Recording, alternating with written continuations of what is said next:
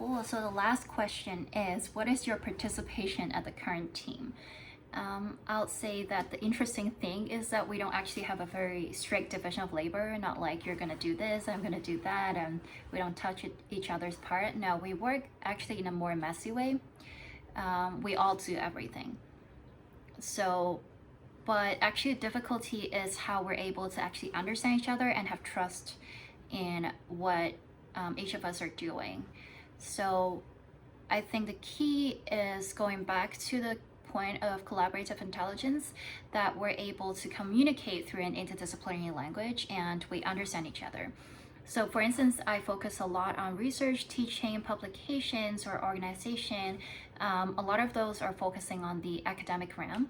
But of course, as a designer, I know 3D modeling, I know the basics to the latest updates to AI out there. And with other design teams, we're doing projects on blockchain and other stuff.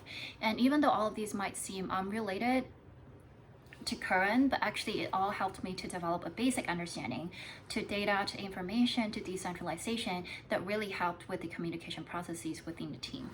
So, and a lot of times you do see that out in the industry, there are a lot of technology out there, but maybe they don't understand certain urgent problem enough to find application for those technologies, or vice versa, there are a lot of urban problems, but then they can't seem to work technology to a level to actually help them solve these problems, or even to integrate between technologies.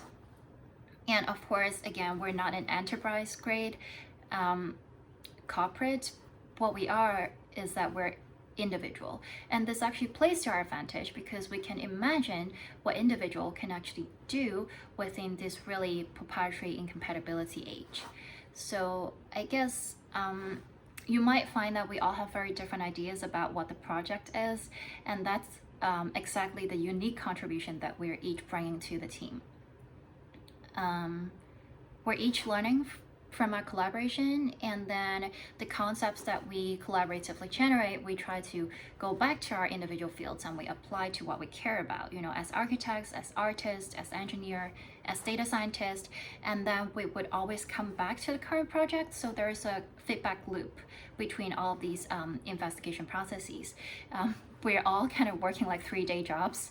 So yeah, it's not anymore about perfectly agreeing with each other, because if that's the case, we won't be able to do anything before we agree. But to accept that there's always this room of deviation and ideas are not always perfectly aligned, but we're also able to collectively steer towards a common goal. And that's also a key message that we would like to bring to our students.